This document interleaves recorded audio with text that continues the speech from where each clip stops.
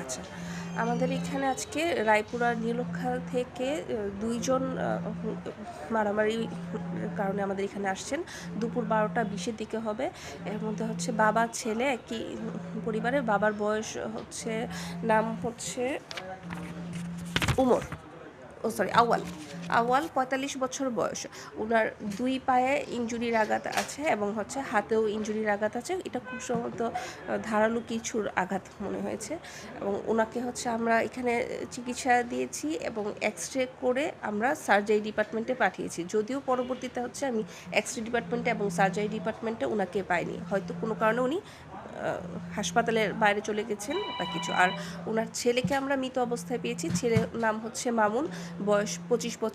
তার পেটে একটি আঘাতের চিহ্ন আছে, যার কারণে অতিরিক্ত রক্তক্ষরণে তার মৃত্যু হয়েছে আমরা ধারণা করছি।